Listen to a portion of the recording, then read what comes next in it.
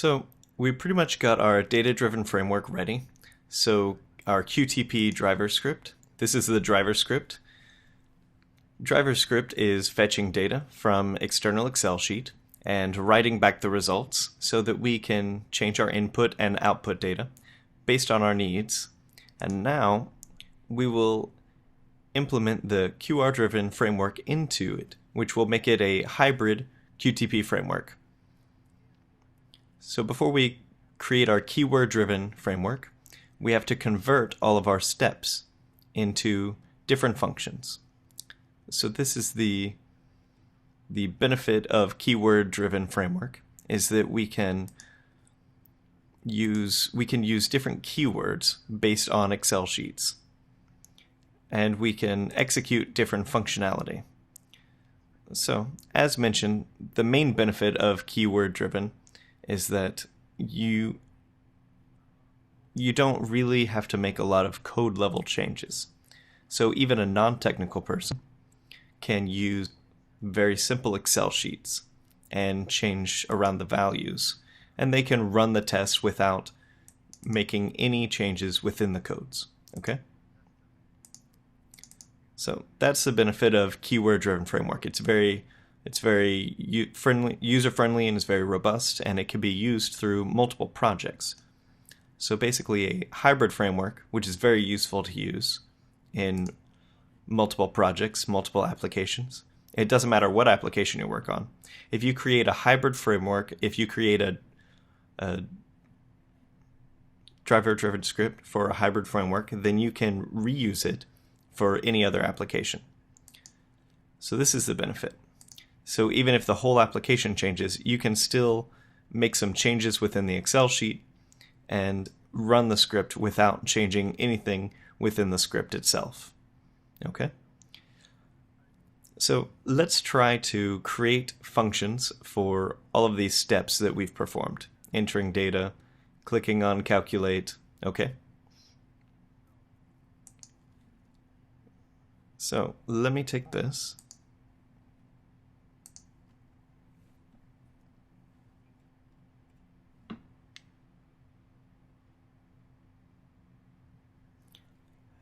And let's create a function for, well, we already have a function for opening the browser. Let's create another function for entering data.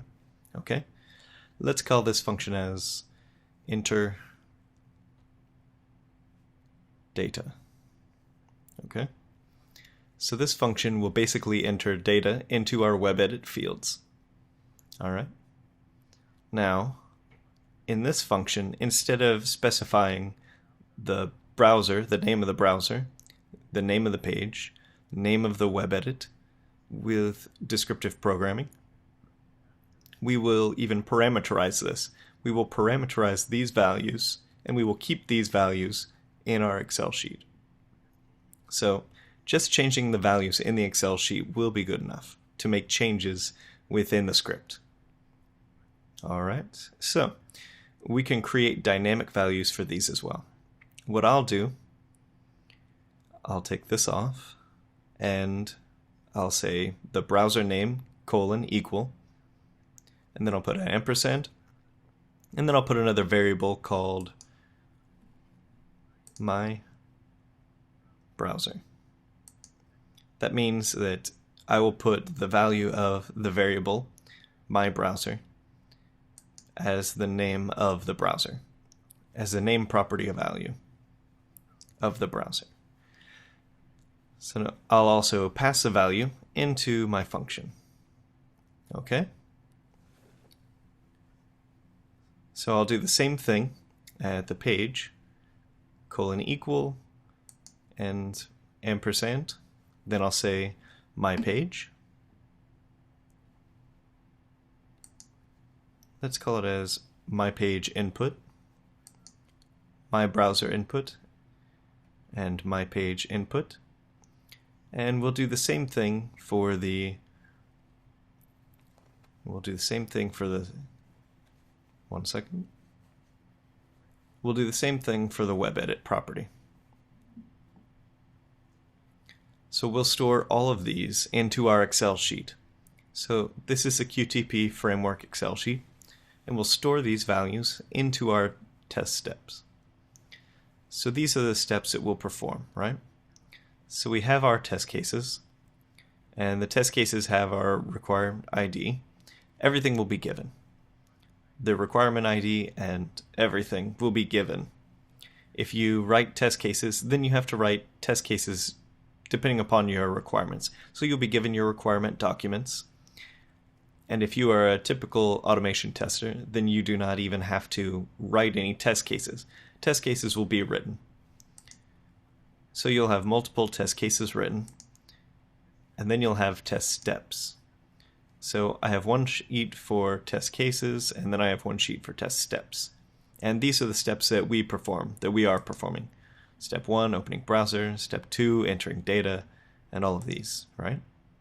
So for opening browser, what is the input that we'll be using? So we're basically opening a browser and navigating to some URL, right? That will pass as the data. That will pass data, not as an input parameter. So for entering the fields, what is the data that we'll be using?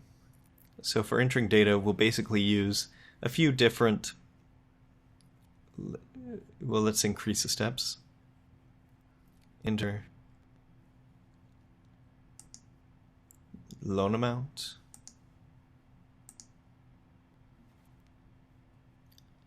And we can actually keep it as it is. We can keep enter data. Okay. We will change this input based on our needs. So let's actually divide these into the low-level steps, enter loan amount, and let me create another step. And another one. Okay. And step 3 will be enter loan term. And step 4 will be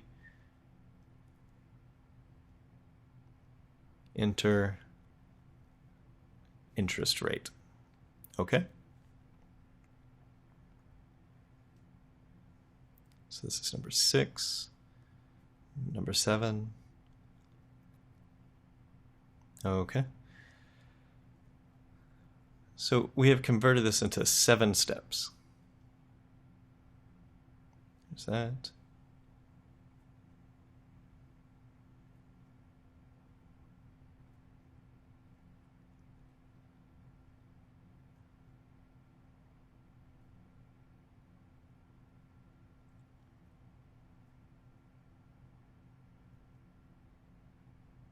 Change the colors. Don't need these. Okay.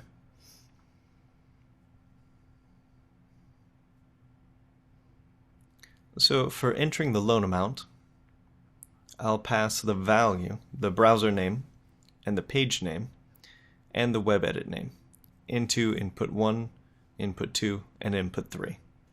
Okay. So everything will come, all the parameters will come from this Excel sheet. All right. Let me just edit this.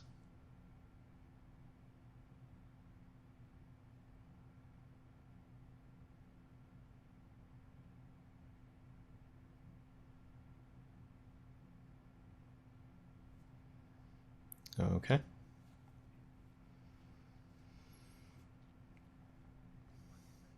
So for entering the loan amount, the first input that we need, so the first input that I will pass will be the browser name. So my browser name is, in this case, Mortgage Calculator. And my page name is the same. My page property value is the same. And the loan amount, web edit, name property is this. So I'm going to take this from here and I put it in my Excel sheet. Later on, I'll call this value. Dot set loan amount. All right, okay. So I'll say the same thing here. My loan amount. And I'll also put it in here. My page, my browser input, my page input, and my loan amount. Also the loan amount data. Let's change it to loan amount data. So this is the data we will pass, okay? This is the function that we just created for entering data into our web edit field, right? So let's save it. Now, let's try to give it a test run. So let's try to call this function. Enter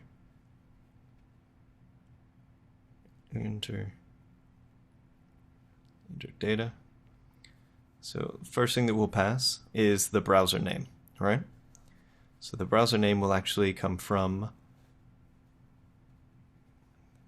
this Excel sheet, right? So before we call that function, we have to read this. We have to read these columns from this sheet, right?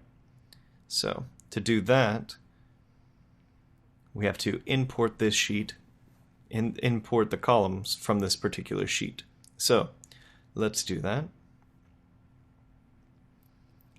Let's call it as driver script hybrid driver script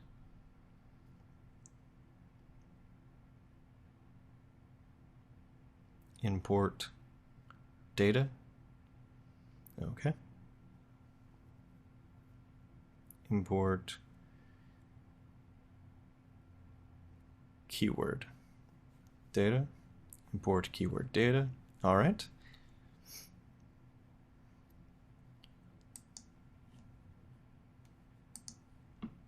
All right. So let's put in a variable called file underscore path, and say file underscore path is equal to. So we're referring to this Excel sheet, right? So let's put it in a variable, and let's say this equals to this, right? Now we can actually place all of the path names by file path. So let's replace all of those.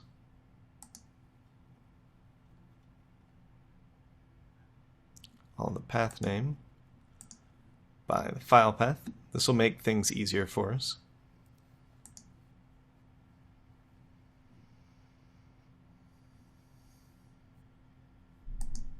Do that. Okay. So now we say that file path is equal to this, right?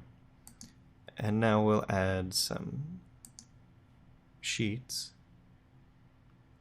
into the QTP data table.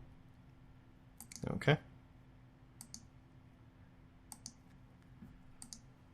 So I'll add one sheet called datatable.addSheet, and then I'll give it a name. Let's give it a name as test cases, and add another sheet, datatable.addSheet, test steps, and then we have to import the Excel sheet into the added QTP data table sheets. Okay. So I'll say datatable dot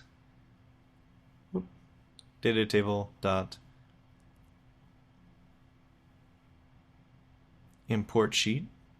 Okay? Then we'll put the file path, which is the file path variable, and then we have to specify the sheet that we are trying to import. And in this case, we're trying to import the test step sheet. This is the name of the sheet, right? So, test steps. Again, this is the name of the sheet in my QTP framework Excel sheet. Okay? So then we have to specify that we are trying to import this sheet into the test cases sheet that we just added into the QTP data table. So we'll say test cases. Actually, we're trying to import the test cases sheet from our Excel sheet, which is this sheet, into our test case sheet, and we'll do the same thing for the test steps. Okay? So we'll add the test steps sheet to the test steps. Okay? Now, in the keyword-driven framework that we're creating, actually the hybrid framework, we have to get the row count of these columns. Okay? We have to get the row count of these columns, and we have to get the row count of these rows. Column count and row count. So we'll name it as, let's name it TC. I'm referring to test case underscore row count. Understand that I'm putting it in a variable. You can name it really as whatever you want. So just for a better understanding, test case row count means I'm getting the row count of the test case or the test cases. And so we'll say data table dot get sheet test cases. Okay. Get row count. So return the number of rows in test cases. So we'll do the same test steps, TS, row count, test steps, row count. Okay? I hope this is clear so far. But now we will tell QTP to go through each column and row. It'll go through each of these rows in the test cases sheet.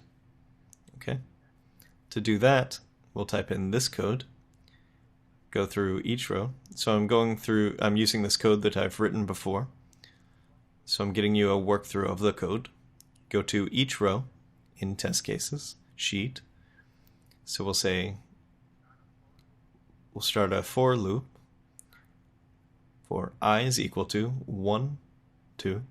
So starting from 1, 2, TC underscore row count.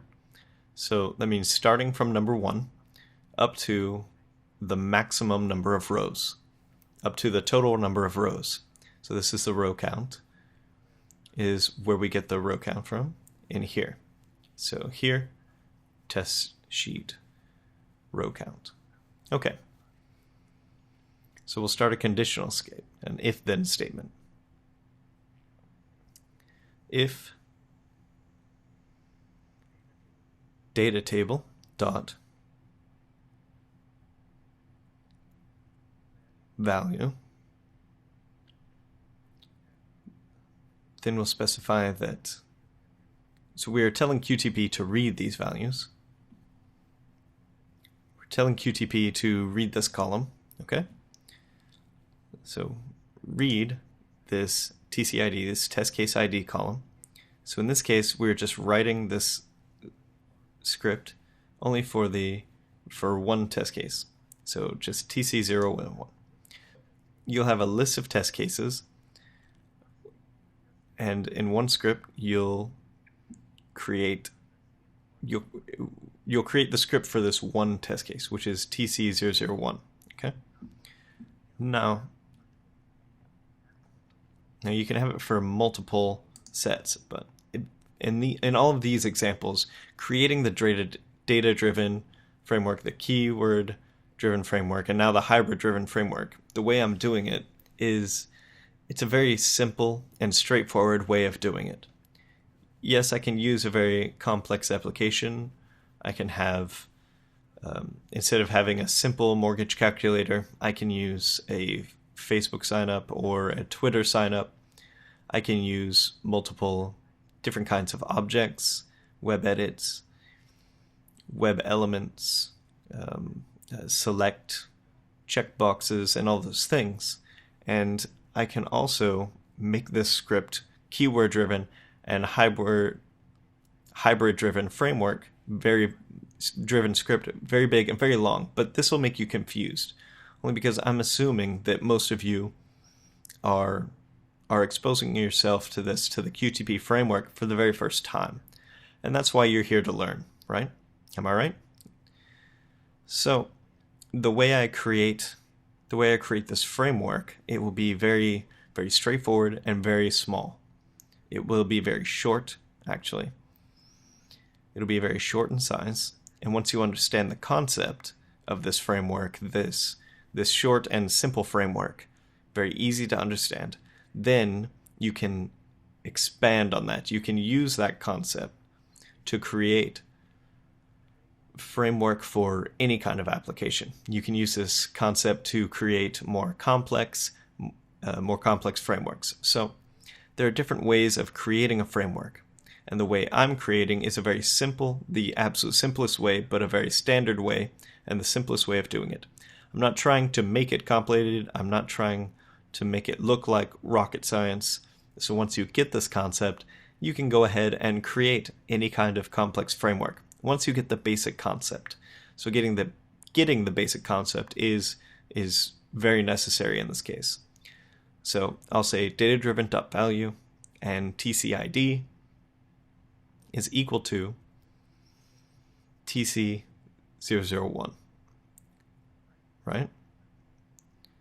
So I'm saying I'm telling QTP that while you're reading these columns, if the value of TCID is TC001, then try to do something. Okay? Then I'll try to get the row count for the test steps as well. So I'll say this.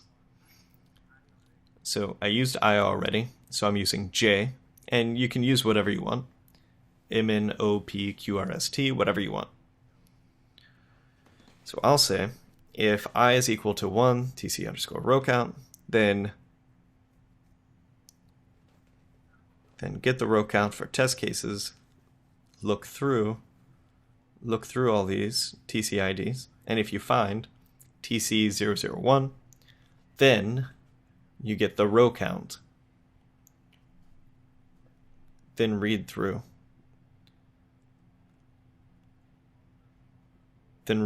all the rows in test steps. So first read through all these. If you find TC001, then go to the test steps and read through all these columns and rows. Okay? Then I'll put another if-then conditional statement. And I'll say basically this. Let's save it.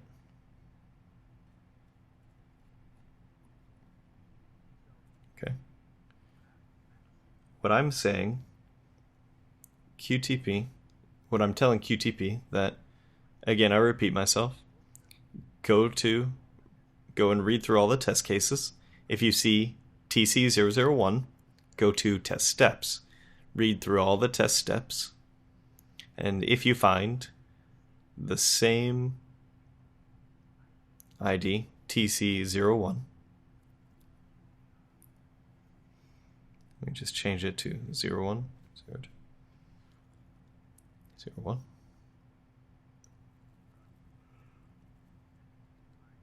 So I'm telling QTP if you find TC01, if you find the test case ID is the test case ID is the same as the test step ID, then if they're the same as this ID, as this ID, if you see that this ID and this ID is the same, then I'll tell QTP to do something else. So then I'll tell QTP to read my keywords. I'll tell QTP to read all of these keywords, all of this input, input 1, input 2, and input 3. Okay? So this may sound very complex in the beginning, but try to get the concept in a very small chunk, in 10 minutes and 10 minutes, and practice so that you can get the whole concept. Then I'll tell QTP. I'll put it in a variable called read_keyword. I'm telling QTP to read the keyword from test steps. And then read the input 1, which is this, then input 2, and then input 3. This is exactly what I'm saying.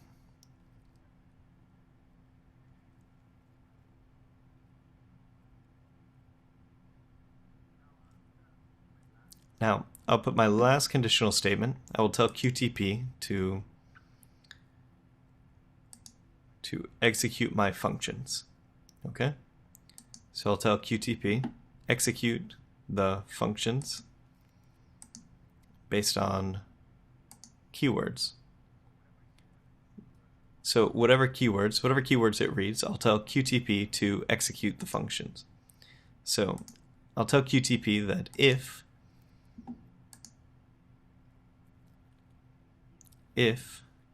the keyword is equal to browser_open, if the keyword is equal to browser_open, then basically call the function navigate browser. So let me put this keyword in here, browser_open. So I'm saying that if the keyword is browser_open, then call the function for opening the browser. Okay? And I'll basically pass a value at this point. At this point, I do not have a column in the datasheet for the URL, so I'll just put it directly in here. Okay? Then I will say else if the read keyword, if the keyword is equal to enter text, then I'll tell QTP to call the function to enter text. Okay?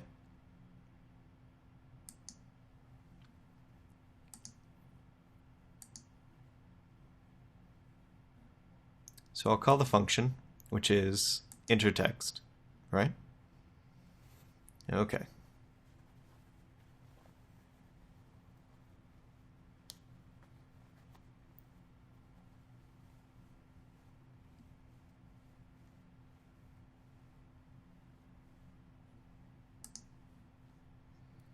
So this then should be in here.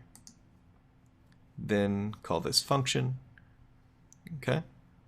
And I'll pass the values as IP1, IP2, IP3. Okay. So I'll also update the keyword as enter text. So a non-technical person can change the keywords and it will execute a different function based on the keyword. So let's try to execute this part of the script and let's try to see if it works. All right. Since we used, so I think we have some error in the script. Let's see at line number 7 we are missing something.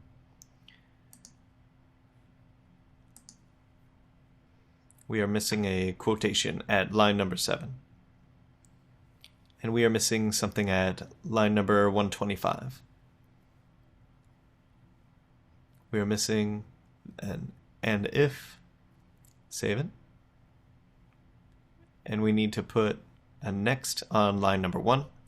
Since the for loop ends with a next, then we have to type in next, save it. And we created a lot of if statements, so we have to write a lot of if statements, and we have to end those statements with an if, and another next. So we created 2 for loops. So QTP is guiding us through what to do.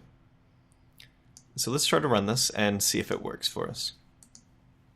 So we did not expect it to work right away because we just created it. So let's see if we need some extra troubleshooting.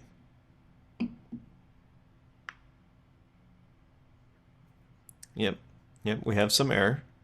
So it's saying object required. So it's saying if data table value is tc01, 12, ts underscore row count. Yeah, we have a mistake on line number 19. We have to specify the same way, data table dot value. So we forgot that. All right, data table dot value tcid is equal to data table dot value tc01. Let's save it. Let's run this. We have another mistake.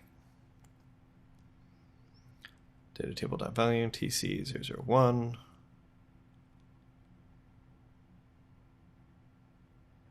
Yep. So we did not specify the sheet name. So we have to do that. Test cases. Which sheet we are trying to read, we have to specify that. Test cases. Let's save it and run this. And we have a similar kind of mistake, I think. Yeah. So in that case, we cannot really use the same data table dot. So let's just leave it as it is. And let's see if it works.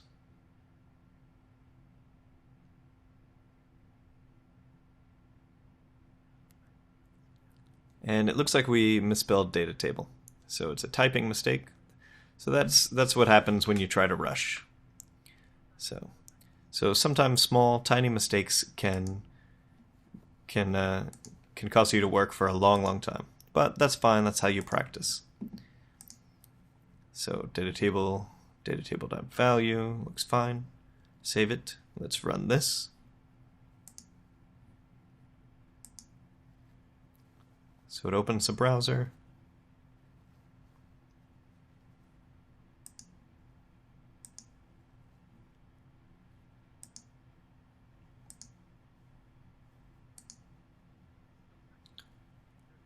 And it looks like it entered the text, it clicked on calculate, and it closed the browser. And we had this Yahoo browser open already, but don't worry about the Yahoo browser. It looks like it navigated to the application again. It's putting the data in, putting the data again, and closing the browser. And one more time. So let's find out why is it doing 3 times. Okay? Let's see. Let's wait for this one to finish. And to complete.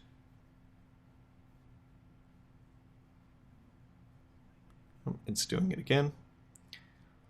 So we have the logic ready. 1 second. Let's see.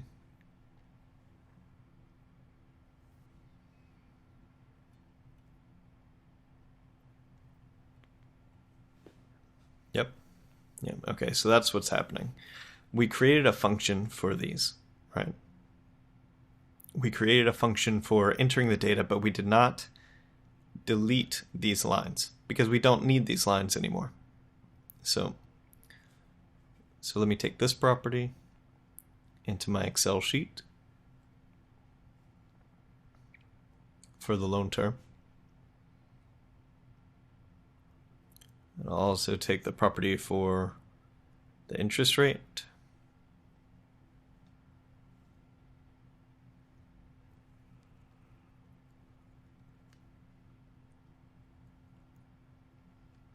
Okay, let's save it.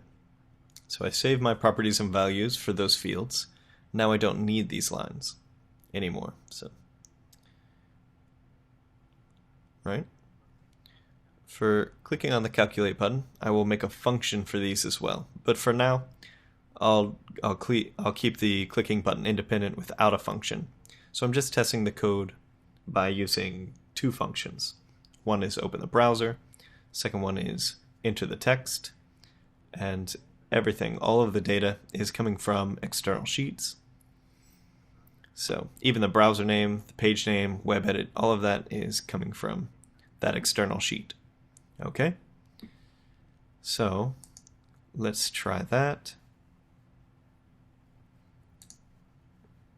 So this is a function for entering data. So we have to pass browser name, page name, the browser property, the page property, the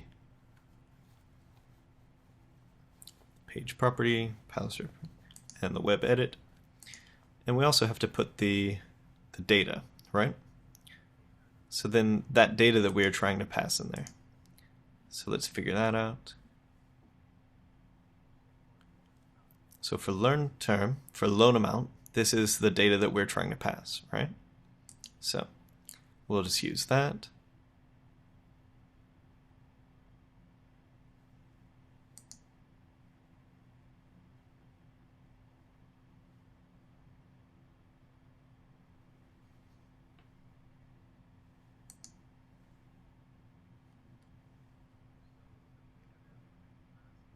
So the data that we're trying to pass is the loan amount. So let's close all the browsers. Let's check the sheet one more time. Enter text. This is the column, the loan amount. Let's close it. Let's run this, and we'll see what happens.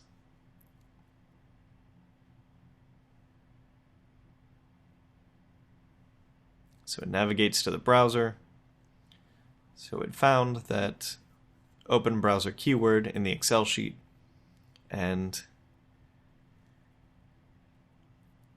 it's doing it again. Okay.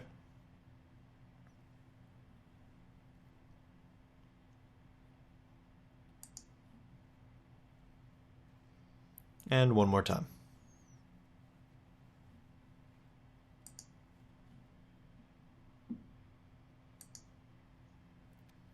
And it keeps doing it. So let's try to investigate the reason. So first of all, we have to get rid of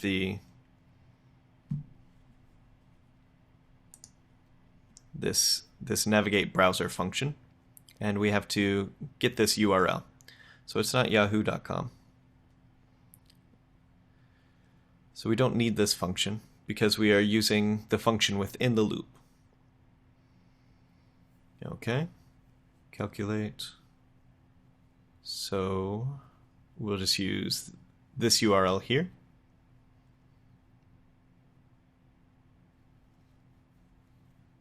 All right.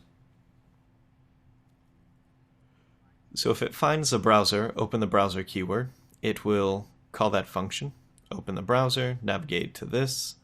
Otherwise, there is no other navigating browser function. So we're putting everything in the loop. All right.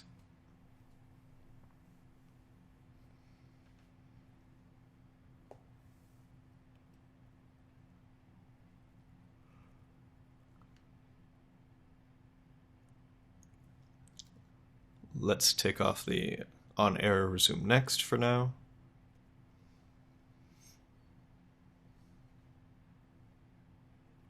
Now, we're ending the loop at the very end of the script, which we don't want to do. So let's take this, these are the lines that we added. Let's put it just after we finish. Just after we finish executing this loop. The keywords. Okay, let's save it. Basically, we don't want the loop to run all the way to the end of the script while writing results and everything. We want to end it over here. So end if next, end if next. So instead of putting end if next, we'll put it in here. So we're done calling the functions, then we'll end the full loop. Let's close everything. Let's run this test and see if we get an improvement. So creating a framework may take even a few weeks or a month or even more than that. So it takes a little time to develop the framework. So it's okay if we get some errors and if we troubleshoot those errors. So it looks like we have some error in here. So enter the text. It was not able to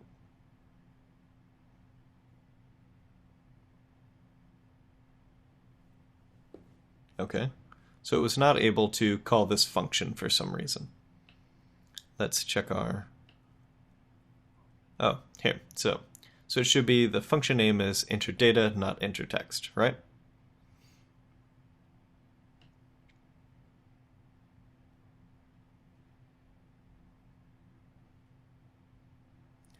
Let's save this script as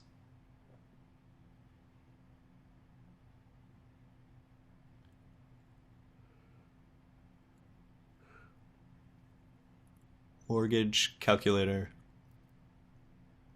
hybrid. Okay.